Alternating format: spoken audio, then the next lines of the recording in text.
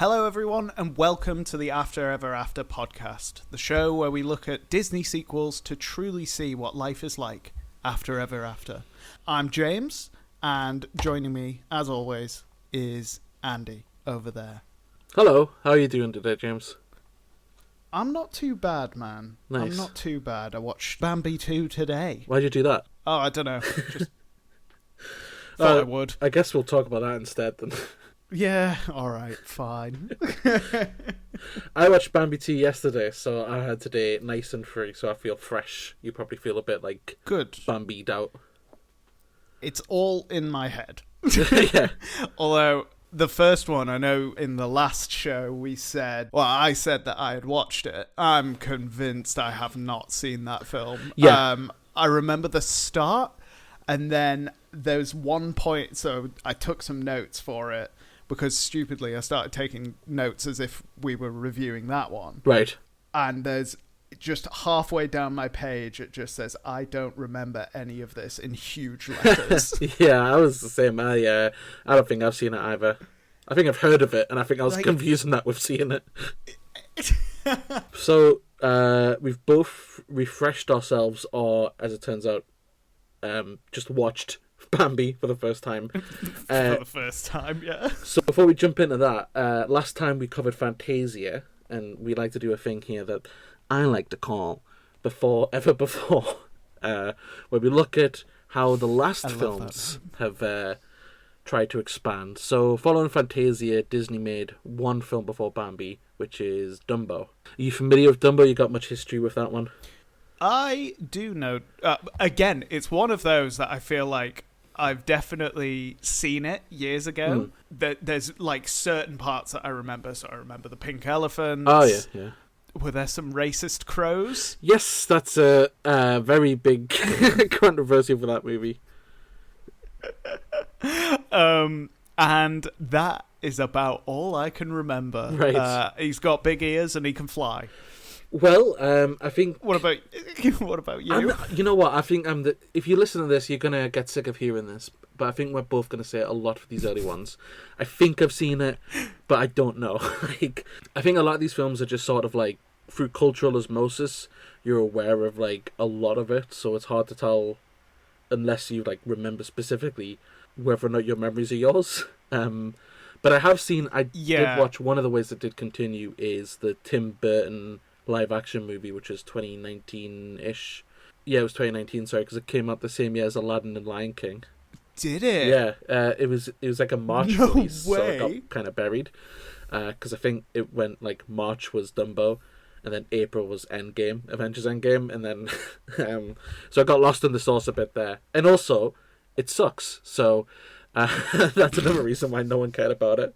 I was just about to ask you, what did you think about it? But now we know. Like, it's whatever. I think it's another one of those like live action remakes where it's like, if you look at the original Dumbo, I'm pretty sure it's like 62 minutes long or something like that. It's like airtight. Yeah. And then I remember the live action one was like bordering 2 hours. Like, what are we doing here? What? They're just stretching it out for the sake of stretching it out. They're doing a Hobbit situation. And there's like Michael Keaton and Danny DeVito, but it wasn't very good. And Eva Green? I don't think so. Not in that Was one. She might have been Dumbo. She might have played Dumbo. Sick. In motion capture. I think I read some... flapping her arms around as the ears. I don't remember her in that one though. Maybe she... I think I read something about Eva Green. I had a quick... I can't remember what it is. Sorry. Never mind. What were you going to say? You just read a thing and it said Eva Green, and you were like, cool. Other than the live action movie, they did actually try and do a sequel to Dumbo, which was called Dumbo 2. And so this was actually getting made in 2001, I think it was. It was like the 60th anniversary, and I think they had the new DVD come out. And they actually included like a special feature, like, look, here's Dumbo 2, here's a sneak peek, and here's some new characters, blah, blah, blah, blah, blah. And then it got cancelled. John Lasseter cancelled it, which again is going to be something you're going to get sick of hearing. Yeah. He shut down the entire studio. His guillotine his guillotine does not miss. Yeah. And, I mean, it came back to bite him. He got cancelled in the end. It's very true. But yeah, that one kind of surprised. I think this is the only one it happened to where it's like they were promoting it already and they've cancelled it. So God knows what was going to go on there. I mean, yeah, that's crazy. I didn't even know that was like it must have had some legs on it if they had, footage to actually show in a like behind the scenes kind of thing. Yeah, I checked it out before this. I delayed the recording so I could watch the behind the scenes footage with Dumbo 2. It looks like it's just showing off like new characters, like drawn still. Like here's a bear, Claude. Like, oh, cool, can't wait. So I don't know how far along it was. It seems like a bit of a weird thing to even be showing just character designs at that stage, but I don't think anyone really cares, right? Like, no. A lot of these, I was thinking about this before actually. A lot of these early Disney films are like very open and shut, aren't they? Like, they tell a very complete story. 100%. I was thinking that while I was watching Bambi 1. Yeah. I was like, this really doesn't need a sequel. This is an open and closed book. Like, what are we doing? Bit of a foreshadowing there. Yeah. And then just... well, maybe not. Who knows? Just for Dumbo, I've got two more things. This one really doesn't have much. One of them was a TV show called Dumbo's Circus. I just looked at that. Yeah. So this is actually... It looks quite wholesome. It's a little preschooler's puppet thing. Little Dumbo puppet. And, they've got characters coming on doing little fun things. It's not really a continuation in any sort of way. You're not getting, like, new character arcs and stuff like that for, like, Dumbo and his mates. But it's a cute little anomaly. There's actually you've probably heard of it. There's a YouTube channel called Defunctland, which I think kind of circle the same sort of circles as like Jenny Nicholson and them. So they have a second channel that I think is called Defunct TV, and they've actually got a pretty interesting video called The History of Dumbo Circus that just goes through like this weird little show. If anyone's interested in that. Oh, cool. I'm gonna add that to my watch list. That sounds right up my street. And then the only other thing I could find, other than your generic like Kingdom Hearts and Disney Magic Kingdom and all that kind of stuff, was in 1999 there was a game called Disney's Villain's Revenge, and 4 villains got chose for this, and one of them out of nowhere was the ringmaster from Dumbo, which is obscene. I can't imagine anyone picking that as like one of their top 4, the Mount Rushmore of Disney villains. Here we go. Oh yeah, my Mount Rushmore is the ringmaster, no one else competes. Yeah, that's it. There's no one else. Can't do it. The only reason I brought this one up is because I kind of like the plot. So the ringmaster's evil scheme is that he wants to alter Dumbo's happy ending. So he forces Dumbo to endlessly perform stunts for him. Which, I don't know why that makes me laugh so much. It's just so mean.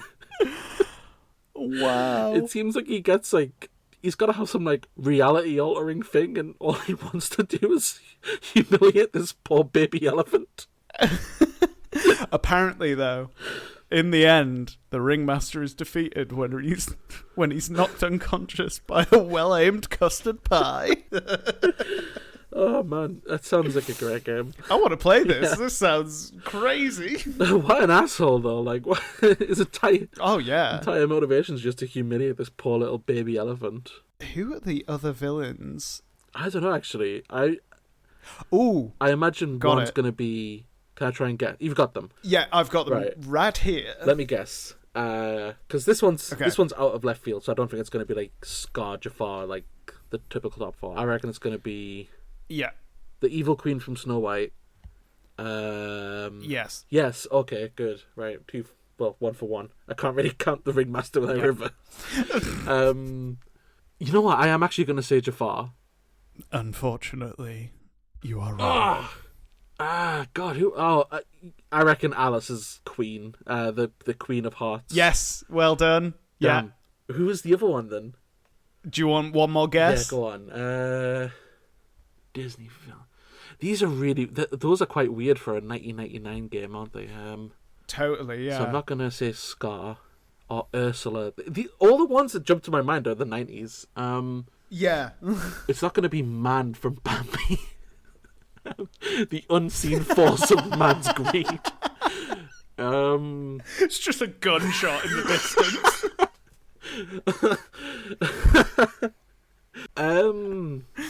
Oh, come on. Oh, Captain Hook. Yes, well Yes! done. Oh, I knew there was a... So it's Captain Hook, Queen Grimhilda, Queen of Hearts, and the Ringmaster. Even still, even with those being like... to be fair, like, they're all quite iconic except for Ringmaster. That's still, like, out there. Yeah, it's very out there. I like, out of all of them. Like, even Hook, I kind of forgot about Hook. I did, but yeah. I'm not the He seems... biggest Peter Pan head, to be honest, so... You know, I can't make that joke. Oh, no. You're not a pedophile. I think I have to cut that one. No, don't. To keep it in. Oh, dear.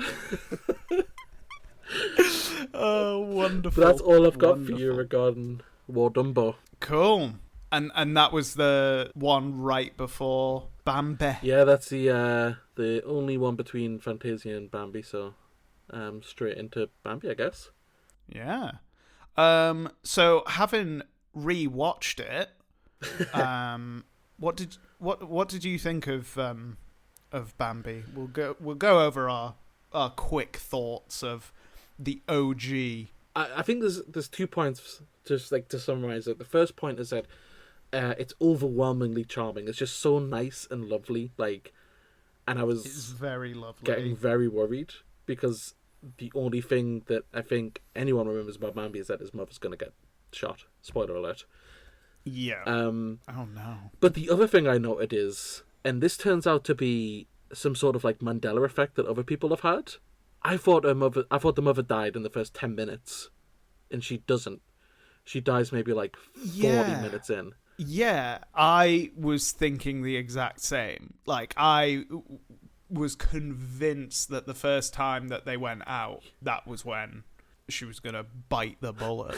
There's a few close calls. Yeah, it was the most tense 40 minutes of cinematic experience I've ever had. I know she's dying soon. She's going to bite the bullet soon. What did you think? Yeah, I understand why it's such a classic. It's very beautiful. I think some of the things that I noted down, the painted forest. Oh my god! Because they're all like beautifully hand painted backgrounds. Wow, stunning, really, really pretty.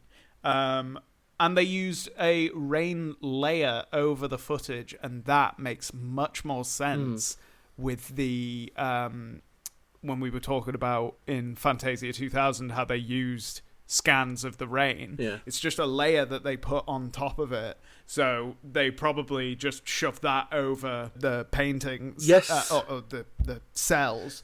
And that means that they can isolate it, scan it, and then put it on to Fantasia 2000. So as soon as I saw that, I was like, oh, sick. Yeah. That's how they did it. So have you seen the rig they used for this? It's quite nutty. No. It's a rig? Well, I'm probably not using the industry terms, James. But it's called a multiplane camera that they designed for it, and essentially the idea was it's all like you say, like these like kind of clear parts of different parts painted on. And the idea was like if you have a painting of a background and you zoom in, the moon's going to get bigger, and it shouldn't because that's not how the moon works. So instead, the moon would be on the back panel. And then you have another panel on top, which is the hills, and then another panel on top, which is like, I don't know, houses, and then a panel on top, which is like the trees in the foreground. I don't know if I'm explaining that very well. So it kind of allows for like parallax. Yeah. To be able to be done. Essentially. Kind of that's really clever. Yeah, essentially they're basically making like a big kind of like pop-up 3D book kind of thing, but a lot more elaborate, and that opening shot, it really pays off. Like, it looks insane. Oh yeah, looks stunning. And yeah, that holds up for the rest of the film. I think it's absolutely beautiful. The thing that I was thinking is this is essentially a big music video that they had to... So it's two things. It's a music video and it's also a nature documentary. And then they did those 2 parts, and then they were like, well, we can't release this. Let's put some story in there. And they came up with, they were like, what can we put in? Oh, Bambi. Bambi, the story of the prince, or whatever it's called, the book. And they just animated that because I think they wanted to do a nature documentary, and that's it. Right. It's what it feels like, man. When I was watching it, I was like, wow, this is a beautiful, beautiful animated nature documentary with a bit of story thrown in. So you weren't that invested then, I guess. It's fine. Yeah. It's all right. It didn't grab me half as much as I thought it was going to. There's a couple of parts that really did. The fight scene is unbelievable, and it's beautiful, and it's so like the fight scene with him and the rival stag, jerk to is sick. Yeah. The lighting's gorgeous, the animation's really beautiful and everything. And just after that is when I wrote, I don't remember any of this. Yeah. I didn't remember him becoming like an adolescent at all. No, me neither. Not at all. I also wrote Bambi has horrible long legs and I hate it. Oh. So if anyone like us, That's too gangly. That's not very nice. He's just a little lad. He's Yeah, growing he's into a little them. lad, but they're very gangly, and I don't like them. I like him. So for anyone like us who doesn't quite remember what this is, there's not really much to recap. It's like basically like it opens with Bambi being born.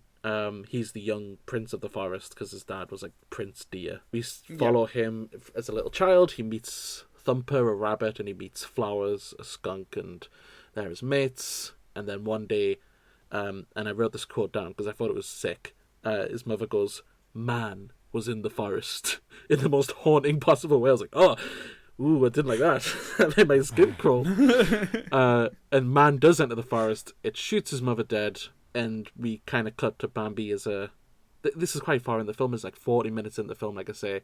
And then we cut to Bambi as like an adolescent in like these young adult stages where, once again, man does enter the forest and he has to escape and help his friends, and the film kind of just ends. It's like a day in the life kind of film, like you say. Yeah, it really is. Yeah, it's lovely. It's nice, but it wasn't my jam. Yeah. I enjoyed my time, but I didn't like. I wouldn't rank it super high. I think it's fine. I really, really, really like it. I was enamored. Really? Yeah, I was absolutely drawn in. I thought it was so wholesome. I think the bit where I realised, like, oh man, I think I love this was, I think he's playing in the flowers, and he comes nose to nose with the skunk, Flower, and they kind of like raise out together, and they just, I don't know, they're looking at each other like so adorably. I was like, oh man, I could just sit here and watch these guys for another 2 hours. And I did.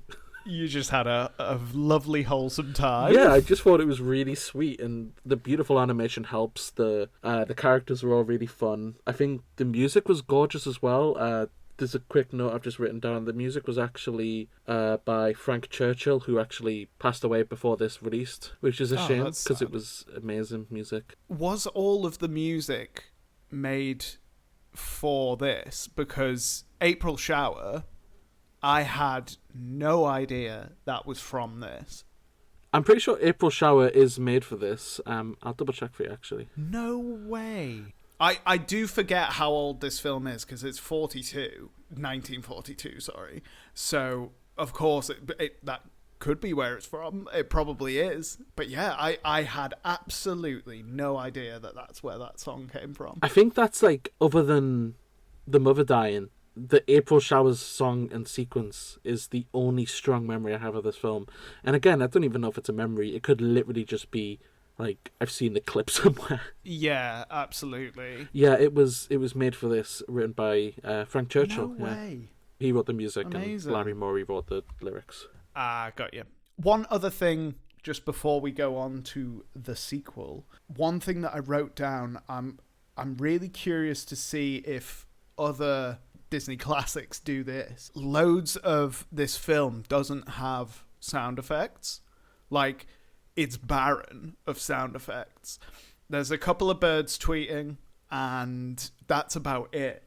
The rest is score. Like, the score kind of takes over the sound effects. So you know how in Fantasia there was the crashing waves and stuff like that? Yeah. They do the exact same thing here. Yeah. And I'm just wondering if that's... Well, firstly, I was wondering, is the sequel going to do that? And are the sequels, when animation modernizes, going to carry on this trope of using score as sound effects? Or are they just going to do regular sound effects? What's going on? Yeah. And we will get that answer in Bambi 2. We will. Because I have an answer. Just before we move on, I wrote down a couple of trivia things. Ooh. I've already mentioned the line "man was in the forest." Apparently at Disney, this became code for Walt Disney's coming down the corridors between animators. In Unreal. 2018, a poacher in Missouri was sentenced to a year in prison, and part of his sentence was he had to watch this movie once a month for that year. No way. Which is pretty... I know that's pretty funny, but also, like, I appreciate, like, look what you did to Bambi. Look what you've done. Speaking of Bambi's mother's passing away, Man, just the uncredited, unseen Man, is number 20 on the American Film Institute's greatest villains ever. No way. Yeah. We made it. We're up there. The last one, this isn't actually a sequel kind of thing, but there was originally, it's kind of like a throwaway line, but before it was made, Who Framed Roger Rabbit was called Who Shot Roger Rabbit, and there's a script for the kind of first version of that online, where there's a throwaway line that Judge Doom is the one who killed Bambi's mother. Oh my god, I kind of love that. It's so I loaded the script up because I was like, I need to verify this. This sounds like absolute bullshit. But no, Roger Rabbit asks Eddie, "Why do you hate Toons?" And he's like, "Toon killed my wife. The same Toon that killed Bambi's mother," or something like that. That's great. That's a cute little throwaway. That's really good. I've just seen it says that Paul McCartney has credited the shooting of Bambi's mother for his initial interest in animal rights. Oh my god, that's mad. That is crazy. And then Go off, King. you know what, right? That's pretty cool, because then I imagine Paul McCartney's also inspired so many people to like go vegetarian and stuff. Like, That's very true. What a domino effect that this movie's had for the vegan industry. Yeah. Bambi's mother gets shot, and then the dominoes lead up to Linda McCartney making Linda McCartney's vegetarian sausages. I can definitely see why a little kid would watch this and be like, you know what? I'm done with meat. Maybe not. That deer looks too happy. Oh dear. Anyway, Literally. shall we get on with the meat and potatoes? Bambi 2. Bambi 2. Kind of a misnomer, because this doesn't follow the event of Bambi, really.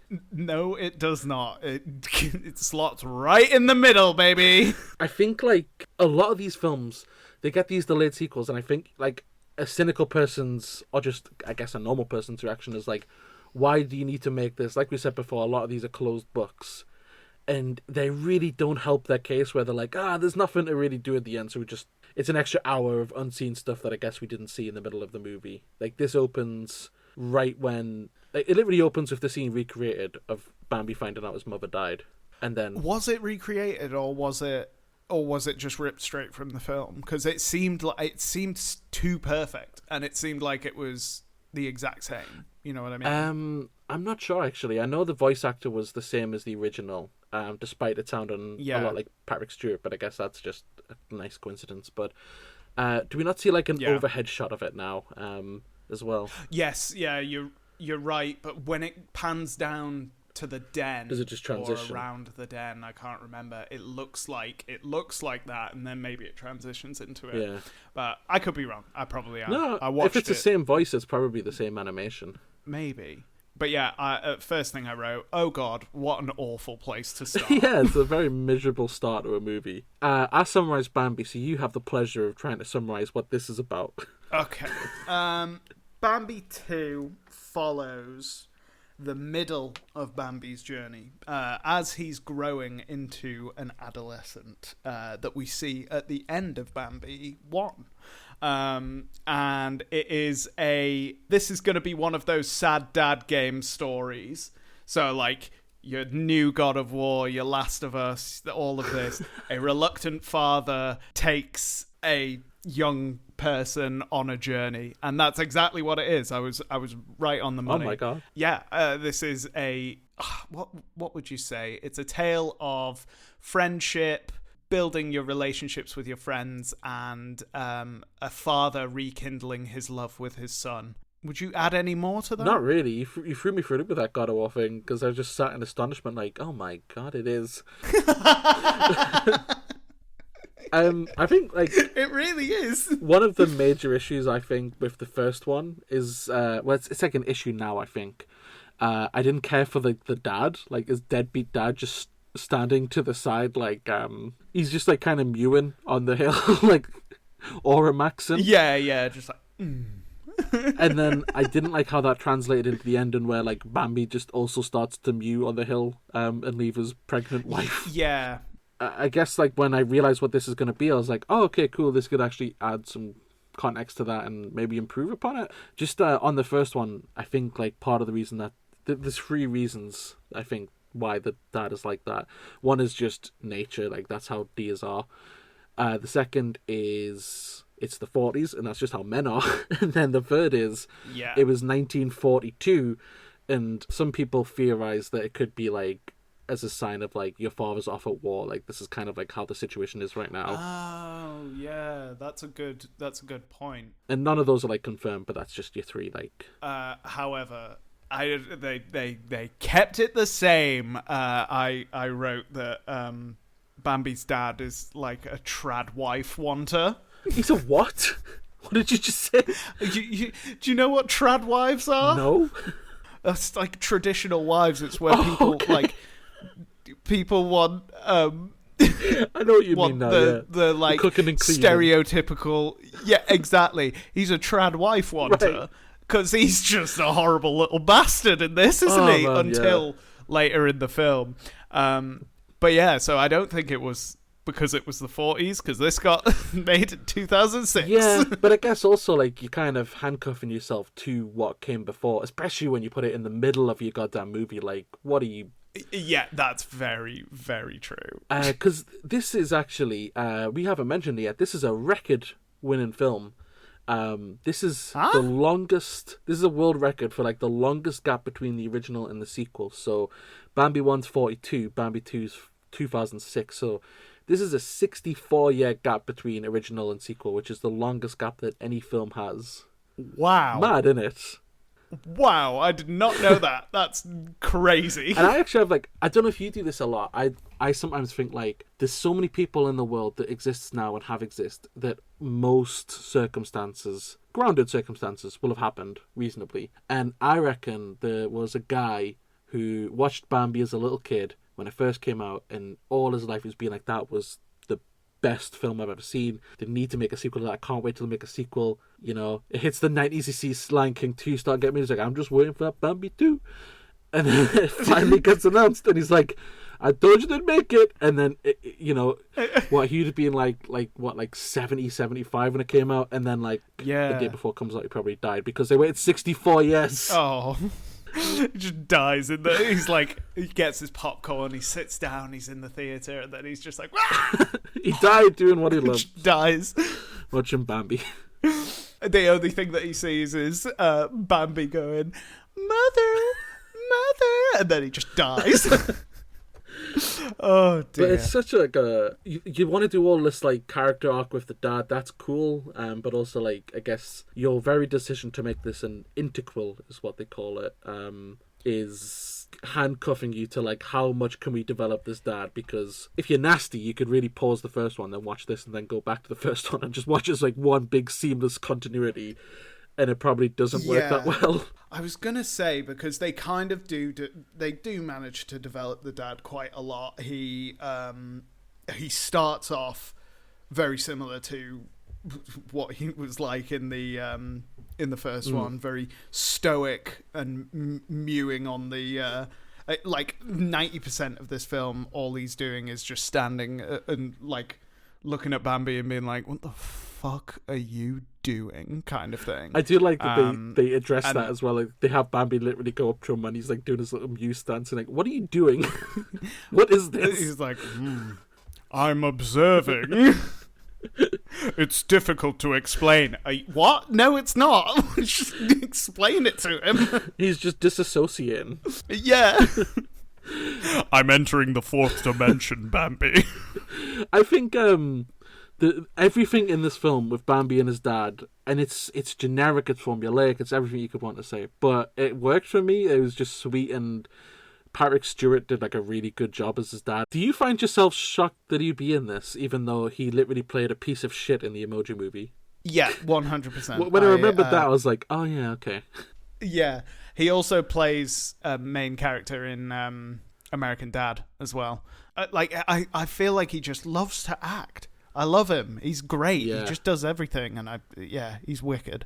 And he's great in this. His voice is amazing. Because of the big gap as well, Patrick Stewart's the only actor in this that would have been alive when the first Bambi came out. Oh my god. Bambi himself is played by Alexander Gould, I think his name is, who played Nemo in Finding Nemo. No way! Yeah, so Disney must have had him on there. Wow. This is a cool little lost little kid voice that we can come back to if we ever need to make a Bambi sequel for whatever reason. And they did. No way. That's cool. I think as well with this, like I say, I think all the father-son stuff kind of works, but something that doesn't work for me is the other stuff, which is like Bambi hanging out with his mates. Thumper is so annoying in this. Like, I liked him in the first one, but I hated him in this. Like, rabbit stew's coming, my friend. And he's gonna chop him up and put him in a stew. Do you not think the same? He was so annoying. His entire character arc in this movie is that he hates his sisters because of the girls. Shut up, man. Yeah, I agree. I think Thumper's definitely worse. I think Flower's quite fun. Yeah, I like Flower. There were 2 fart jokes, which was crazy. Also, I'm surprised that they didn't do like some kind of fart joke with there being a skunk in the first one. I was the same. When the second one did a fart joke, I was like, that sucks for this, but also like good restraint on them in the first one. Exactly, yeah. But yeah, I think I love the father-son dynamic. It feels like, and I was getting annoyed at the start, because in the first one, Bambi's newborn, he's curious, he's just going around and exploring and looking at things and, clumsily getting into like little accidents and stuff like that. Yeah. In this, he's just a fucking dumbass. Aww. He's so stupid. He's stupid, man. No. He does so many stupid things. No. And the curiosity is just replaced with him being really stupid. By the way, I like this film. I really like this film. But that pissed me off. Why do you think he's stupid? I thought he was just a sweet little boy. He just does silly little things and is just trying to like show off to his dad, and it ends up like, to me it just seemed like all of that lovely like innocent curiosity of him as a kid has just disappeared. He's not curious, he's just stupid and just walking into walls and being an idiot. Oh, I kind of liked it. He's like, he's lost his mother. He's got this dad who doesn't really like him clearly, and I just thought he was sweet. He gets like tricked really early on in like a really kind of harrowing scene. I don't know if you liked it or not. But there's kind of a reference early on that man has this new thing. He blows down he blows on a stick and it sounds like us. So basically, it's just like a deer call thing. Yeah. But Bambi hears it as his mother's voice, and it is. Well, it's because just before that he has the dream about seeing his mom, which is beautiful. I loved that. It was that nearly got me. Yeah, I loved the animation in that dream. Bambi's like constantly nuzzling into his mother, like, oh man, it was really breaking my heart, man. Yeah, it doesn't even break from him or maybe it does, but I can't remember. I feel like it just sticks on his face as well, nuzzling in, and his mum like leans down into him, but it's just this like extreme close-up of Bambi nuzzling against his mum. And I was so scared that we were going to see that and then he was going to have a nightmare and he was just going to see her get shot or something. I was like, please don't do this. And then it ended up being lovely. Yeah. And then it went into that part. It's like Predator kind of stuff as well. Like, when Predator like copies people's voices, but like for Bambi. Yeah, it really is. And I'm here. Oh, I'm here. It's so creepy for like a little kid's film. Yeah. I did say, no, Bambi, you fucking idiot. You just got told about this. No. He did. He got told. Like, I know that Ronno said,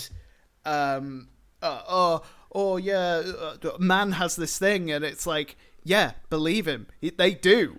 If like they could, I don't know. It feels like they should have had him exaggerate a little bit more so it wouldn't be believable. But like, he's a little boy. When you literally hear someone say, hey, they've got this thing that can copy us, and then you start hearing a voice and it doesn't say anything else, it just says, hey, it's me, kind of thing. Run away. Don't go towards it, you fucking idiot, Bambi. It's a little boy. He lost his mum. He's so mean. I don't care. I thought it was beautiful. I was in on it. I believed it. Like, I think he would have. Really? Yeah, I don't know. Like, it's a little kid. Oh my god, I could trap you in like a giant mouse trap. Well, no, because I'm a 30-year-old man. I imagine though, like a little 6-year-old or something. Like, if your mother's just died and then you think you hear her, like I was like, yeah, I could see that happening. The animation though, when he gets out and he realizes it is a trap and the dogs come in. Yes, Because obviously this is direct to DVD. The budget's much lower. It looks well animated. I don't mean this as a critique like of the artists at all. It's digital ink and paint. It looks a lot flatter than what it did before, and that's just a restriction. I wrote the exact like something similar. I said something gets lost in some of the animation. Yeah. Like, it's beautiful, but there is this like character that's kind of lost. It looks too clean. It looks I don't know how to describe it. It kind of lacks like dimension and shadows and stuff like that. Just yes, yeah. I think you've got it spot on there.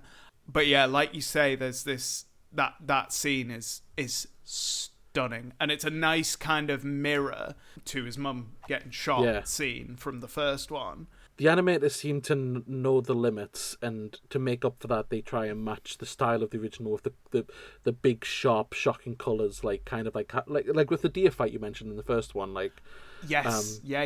They try to use that to kind of make up for like the limitations that they do have. 100%, and it worked really well. I love it. I think that scene is awesome. Yeah, and the dogs are so scary. Yeah, they're so like visceral and. Yeah, am I right in thinking we don't see the dogs in the original until like the very end? So. Yeah, very end is where his first time seeing them. Oh yeah, very true. And he freezes, and that becomes like quite a big thing in the film. Him freezing, his dad's going, Bambi, get up, Bambi. I thought the freezing bit was like really well done. Like, yeah, it was like a great representation of the literal deer in headlights kind of thing. And also, I don't know, the part where you'd see like a glint in the thing. That was great. And it's a sniper scope. It's like, wow. They're oh my god. Man is coming. Playing COD, did you say? Man is spawn camping. They're camping at meadows. But then, again, like, I think, like, this stuff is, like, great, but, like, you know, I don't know. It's a very frustrating film because at the same time, like, as an adult watching this, I can be like, oh, this is a great exploration of, like, toxic masculinity with his dad and trying to get, like, your place and his grief with his mother. And I don't need the little bunny rabbits to have their little funny bits to, like, cheer me up because I'm not, like, a little kid. Yeah. At the same time, I understand that it is a kid's film and we have to have that, but it's so clumsy compared to the original. It's a lot more vocal, it's a lot more try-hard, and it's a lot more, like, modern humor, and it was like, Yeah. I totally agree. I think that Thumper's annoying, and him being annoyed at his sisters is just stupid.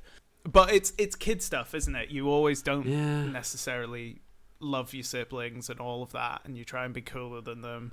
It's fine. It's not my favourite part. I think Bambi and his dad is the meat and potatoes of the story. The part afterwards where he has to become brave, I feel like he recovered way too quickly from that near-death experience. Yeah. Have you not learnt anything? Like, come on, lad. But when you nearly just got mauled by dogs, and then you're walking along next to your dad, and you're like, Dad, let me come with you. I'm brave as hell. And he's like, what are you talking about? No, I get that. Like, he wants to... He's embarrassed that he did freeze, and he wants to do better, and he just wants the opportunity to do that. Like, there's that cute little montage with... I say cute, I didn't like it. There's a montage where Thumper's teaching him to be more like, growl at whatever you're scared of, like, whatever, cool. Yeah. I didn't care for it. Just while we're on the topic, I hated the groundhog and the porcupine. They suck. The porcupine, I just bring up because he was like he was the one that Bambi has to like overcome in that little montage. He sucks, and I watched the special features for this, and the filmmakers are all like, "Everyone just fell in love with the porcupine." What are you talking about? He sucks. He's horrible. It's a terrible character. Yeah, he's awful. Also, I want to ask you this question: is a deer being called moose a slur in that world? It didn't seem nice. He didn't say it with love in his heart. Yeah, he's like, "Are you looking at you, moose?" Oh God, yeah, but no, I agree. I did not enjoy. The groundhog was pissing me off because he wouldn't come out of the fucking thing, and then I was like, why are they all gathered around for this? And then obviously it was the explanation that it was to see if spring is coming, blah blah blah, whatever. We know spring is coming. It's the snow's melted. But can this groundhog see his shadow? He sucks.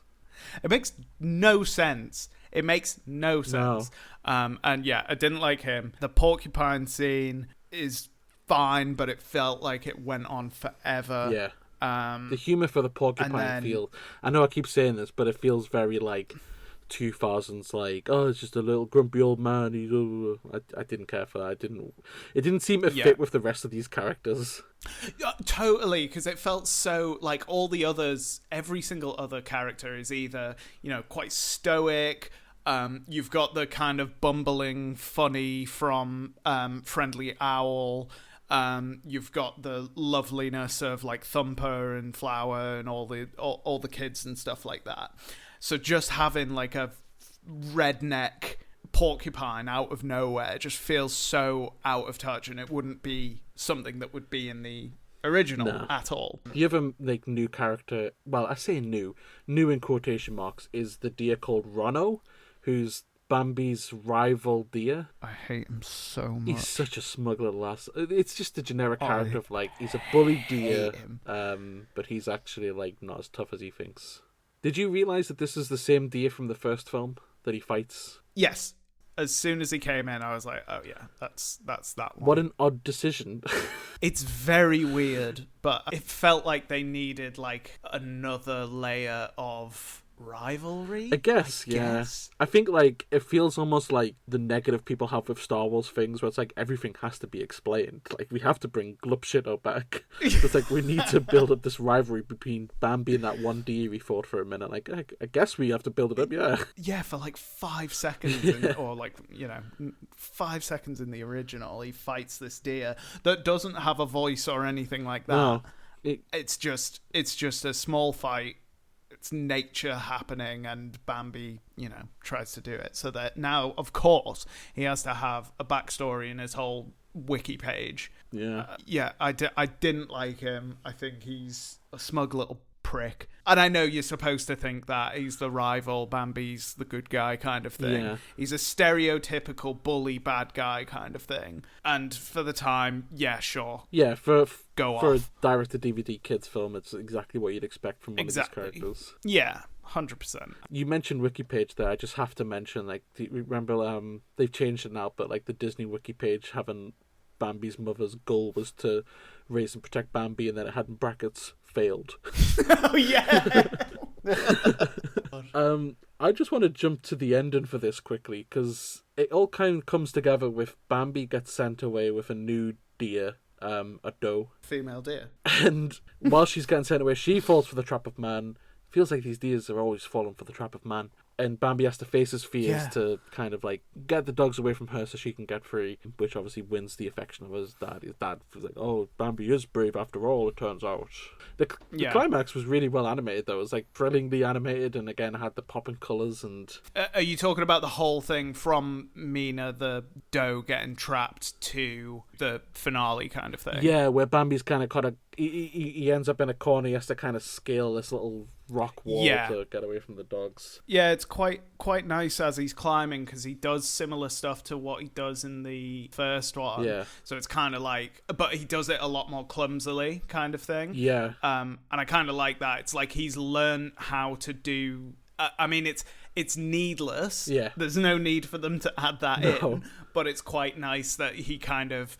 You know, he knocks some of the rocks down and they hit one of the dogs kind of thing. And he does that in the future as well. Great, cool, nice little learning moment kind of thing. Yeah, it's a nice little detail, but like you say, totally needless. But it was well animated, and I really liked Bambi breaking his no-kill rule and booting that dog off the cliff to its death. That was wild. I wrote in big letters, "Bambi, dog murderer."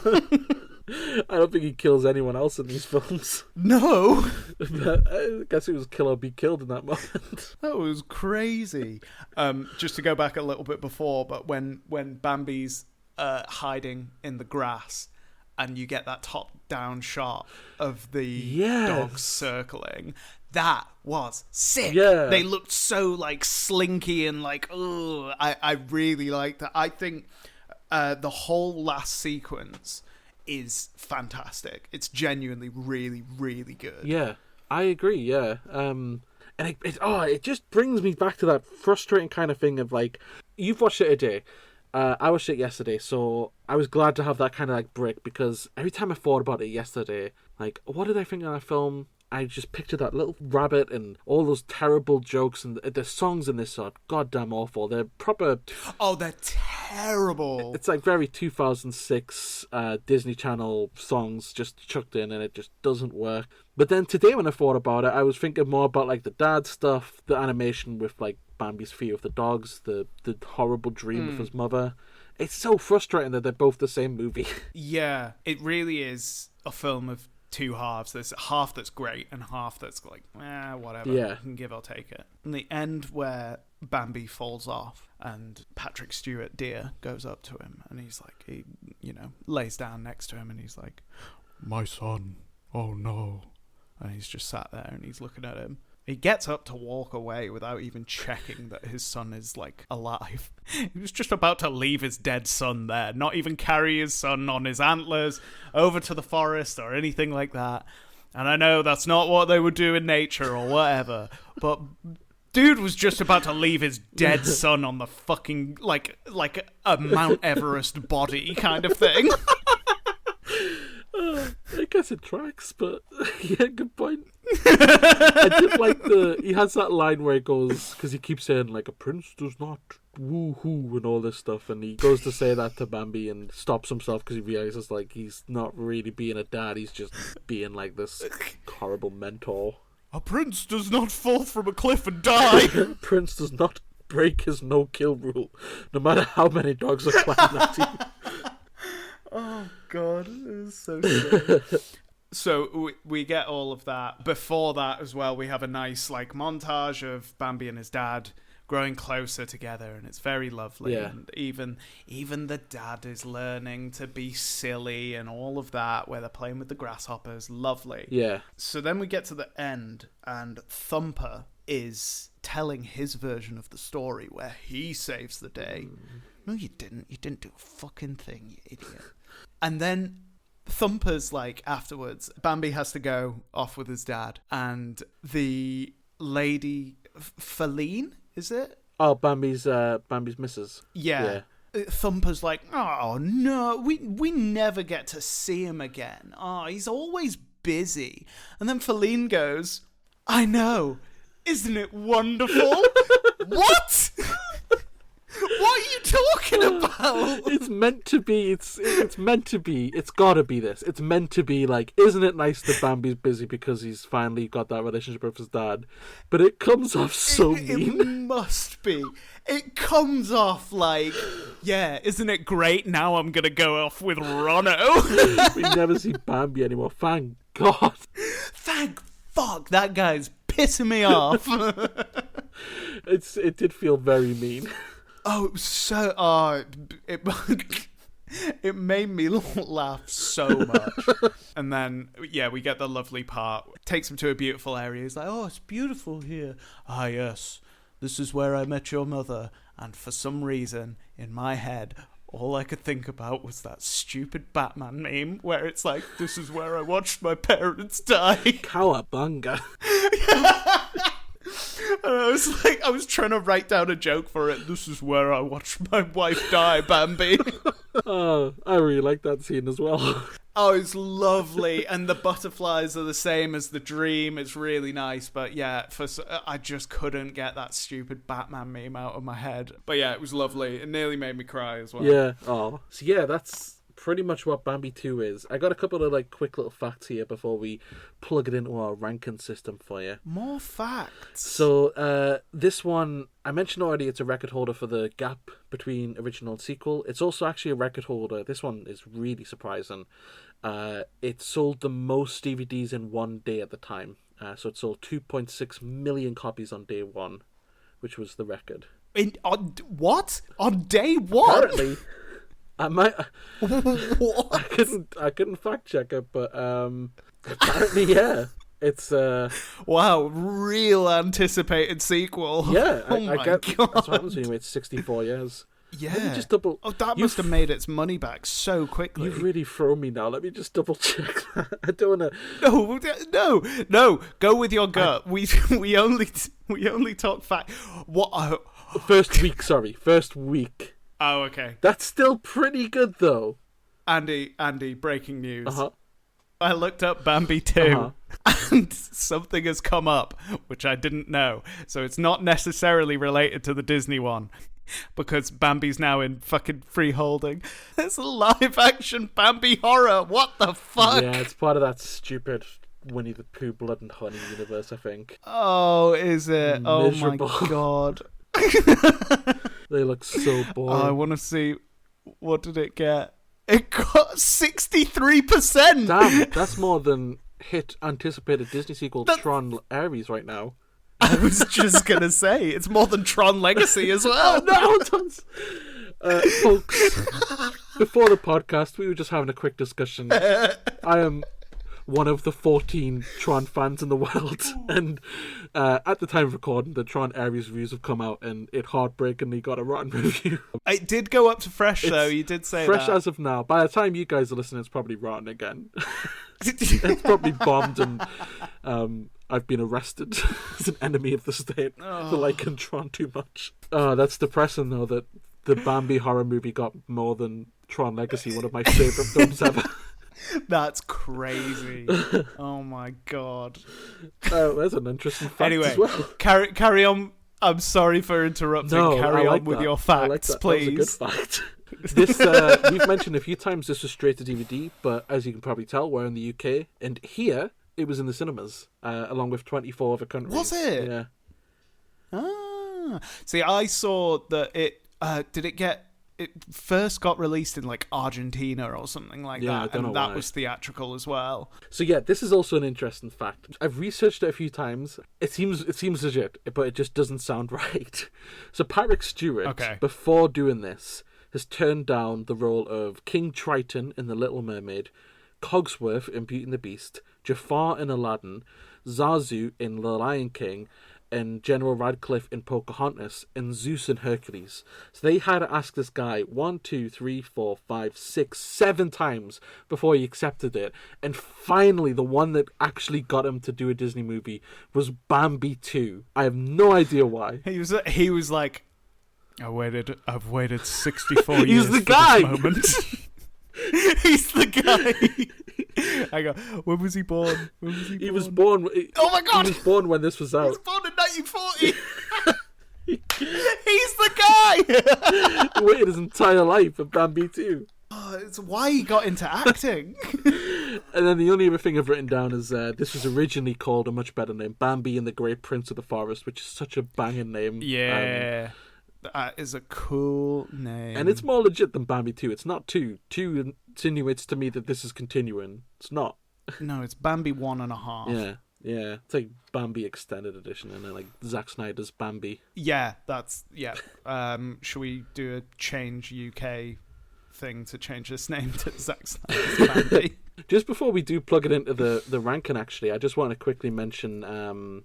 because this one did, like, it is meant to get a CGI, the live action remake, which is kind of stalling right now because Disney don't really know what to do with these, and why would you make this? They're so boring. I know, they actually had someone pretty talented attached to it. It's Sarah Polley. What did she do before? So she's actually won an Academy Award for Best Screenplay for Women Talking. So oh, wow. I don't know why she was ever attached to do Bambi, but she's not now, I think. She's realised she's been taken off now. Yeah.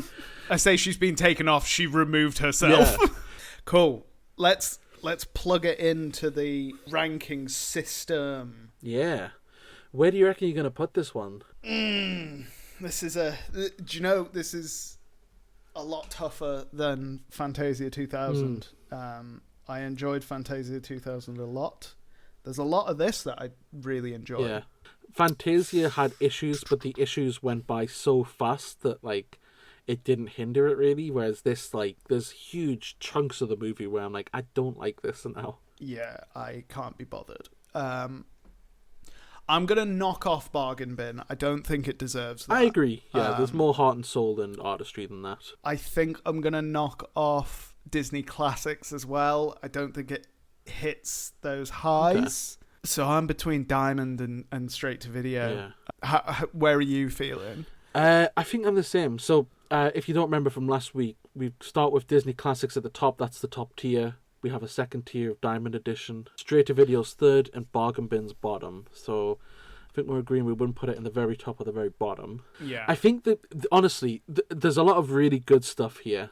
And it's held back by, you mentioned earlier, the first film, a lot of it is almost music video / nature documentary-ish. Like, it really lets the art and the animation and just these cute little characters speak for itself. And in this one, they do speak for themselves too much, and I don't like what they're saying. They're really irritating. They need to shut the hell up. I much prefer... I prefer, like, the old style, I guess, than this more modern version. Agreed, yeah. So having said that, I am tripping up a bit because I did really like all the stuff with Bambi and his dad and Overcoming the Grief. It's formulaic, it's generic, you can see exactly where it's going to go. It even has that 100%. Trope that I usually hate in movies where it's the misunderstanding, like, he wanted to get rid of Bambi, that pissed me but off. Now he's grown to love him, but now the deer's shown up and he's like, oh, Bambi, I didn't mean to get up. Well, fine, go, Bambi. Like, okay. That gets resolved way too quickly. Yeah, it's kind of pointless. It's like, it's just, he goes off and then Bambi basically forgives him, gives him a hug and then runs off, and then we get the intense end. Yeah. I really want to say Diamond Edition, which is our second highest one. I really want to say this is a strong film that takes the confines of being an interquill, it takes the confines of the budget, and it takes the confines of, like, being a 64-year too late sequel, and it does a lot of good with it. But I don't... that stupid rabbit and his porcupine friend. I think I gotta go straight to video, man. I totally agree. I think it doesn't live up to 64 years. If I was Patrick Stewart, and I had waited 64 years for this to come out, I would be a little bit disappointed. Yeah. Watching it now, whatever, it's fine. I can just, never have to watch that again. Yeah, I think there's too many things holding it back. I think the animation is lacking because of newer techniques used. They didn't have the budget, all of this. Yeah. I think it does do some nice callbacks to the original in certain scenes. I think there's some great dynamics with dad and son stuff. But yeah, I agree. New characters suck. The old characters, like Bambi's friends, are annoying. Yeah. If you could just stick to the dad and the son, but that's only half the film. Exactly. Like, it would be a half-hour short, which I'd be all right with. That'd be There's lovely. basically a big deleted scene in it. Yeah. I feel like this is going to be one where in maybe a few weeks, when we've hit some real dregs of this, I feel like we might look back on this. Oh, but I don't... you know what? I don't really want to say right now, like... Well, it's probably going to be worse, so I'll just boost it up a rating. I've got to be honest and just give it that straight to video now. Keep it in there. We can revisit it later. We can come back and we can bump it up to Disney Classic when we realise the shit that we've got to go through. There is that very foreboding one, and I think a lot of what we've mentioned there is good artistry despite the budget and the limitations. There's some bad in it for sure, but I think we're going to hit a lot of these where the budget sucks and nobody cares. I'm scared. But I think I'd stick to straight to video for now. What about you? Agreed. Yeah, I think it's straight to video. I think it's edging on Diamond Edition. It's so close. If there was any sort of, I think just like a 2-disc straight to video, but it didn't get the Diamond Edition banner, some stupid. But we're not going to dive into subcategories. It's just. We're not doing that yet. We probably will at some point. It is it's straight to video, and if your kid likes Bambi or if you loved it as a kid, it's a fun little revisiting, but it's not gonna like reinvent the wheel or add anything that the original movie didn't already give you, really. Yeah, and if you are going to watch this, obviously you watch it in the way where you go on Disney, you watch the first half of Bambi, you pause it, you put Bambi 2 on, you watch the entirety of that, finish it, and then you go back to the rest of Bambi 1. Yeah. And that's the only way to watch this. Just like a little psychopath would. Like, I mean, that's how Ed Gein watched Bambi. I bet that's a really jarring experience. This is going to be like a lot. I think this interquel thing is a thing that they do a lot as well, so... Oh, really? Maybe one day we should revisit and do it that way and see how it works. No. I bet it seems like it would just stop the film dead in its tracks, dead like Bambi's mother. 100%. I don't want to do that. No. But we probably will. Oh, dear. So, dear. It. Just like... Oh, dear!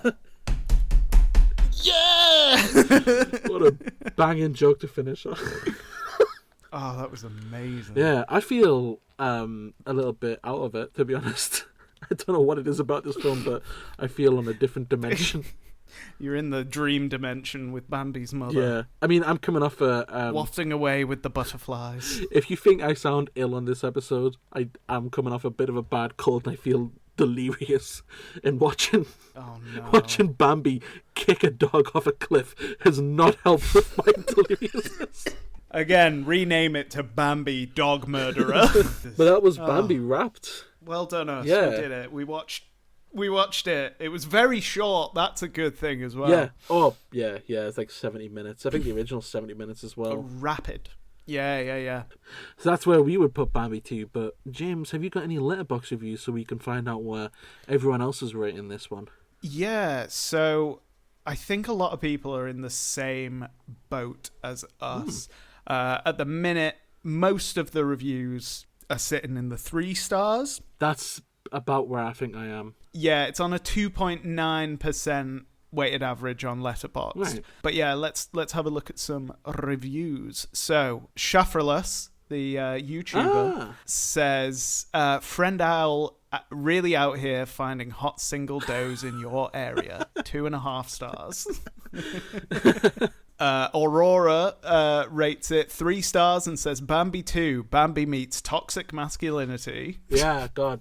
Very true. Fucking trad wife Patrick Stewart. So nice of Disney to make a movie for the kids with daddy issues. 3 stars. I feel like they've made a lot of films for the kids with daddy issues. 100%. Someone's rated it 1 star and said, Bambi fucking kills a dog and that's treated as a triumphant moment. Disney, your main character just killed in cold blood. What the fuck? Killed in cold blood's a bit extreme. It was kill or be killed. It wasn't cold blood. It was kill or be killed. It wasn't just a normal dog out for a walk and Bambi just kicked off the bridge like Jack Black and Anchorman. Lots. Someone gave it 5 stars. Read Disney sequel W. We'll see about that because we're gonna go through them all. Yeah, I have a feeling it's probably gonna end up looking favourable, but we won't know until we try them. Woohoo! A prince does not woohoo. I didn't even set you up for that. That was a natural woohoo. I'm so proud of you. So, with Bambi and our review, what's next? Do you remember? Oh, no, I don't. Next, we're going to be looking at Cinderella 2, Dreams Come True. My goodness. That is a title that fills me with dread for some reason. Oh, I'm excited. I'm so excited. I'm so happy to be doing this with you, Andy. I actually really like Cinderella as well, so I don't know why this is filling me with dread, but it just sounds like it's going to be unbearable. I have definitely seen Cinderella 1. Is it actually seen it? Or is it like you remember seeing the box art in the shop and we're going to watch it and you'd be like, oh my god, I've never seen this. There's a pumpkin? No, I definitely have seen it. Can I remember a lot of it? No. So I will be rewatching it. And then I will be watching Cinderella 2, Dreams Come True. I like the little rhyme it's got going on. That's at least something. That's something for us to look forward to. So yeah, looking forward to coming back together and talking about Cinderella 2, Dreams Come True with you, Andy. I'm really looking forward to it. Can't wait. Well, in the meantime, if you want to email us, tell us your thoughts about Bambi 2, if you've ever seen it. Tell us how much you hate Bambi's horrible legs. Oh, you love Bambi and want to protect him because he's a lovely little boy. No. Then you can email us at aftereverafterpod@gmail.com. Yes. You can find us on Instagram. We are on there as AfterEverAfterPod. Yeah. Yep. I'm on Instagram at Jimmy Smurds, and Andy, you're on Instagram as well, aren't you? I am. You can find me at Oatman's Movies, and you can also find me on Letterboxd under Odie And you can find me on Letterboxd under Narumph, Nahrumph. It's a weird name from a Tim and Eric sketch, and I love it so much. And we are now also, it's just worth mentioning, we are now on YouTube as well. We've got our little problem sorted. We are on YouTube. Hello, YouTube viewers. You can check us out on there. We have little videos. They're not like actual videos, they're little short images. But if you prefer visual format, it is there. You get some context to what you're listening to. Yeah. Just a little bit of context. Pictures. It's very nice. Nice pictures. And thank you to Mr. Andy Oates for the edit. God bless. On YouTube. Well done. It looks tasty. Thank you to Joe Tyrone for our lovely, lovely intro and Sting music. We love it. Yeah. Thank you to Jordan G, our producer, who has also helped with the artwork for the Instagram. He has indeed. Lovely boy. And is that it? Is that all the people that we have to thank? Oh, wait. Thank you for listening. You're welcome. I meant them, but it's okay. Andy, I'll see you after ever after. I will see you after ever after. Take care, James. Love you. Bye. Bye.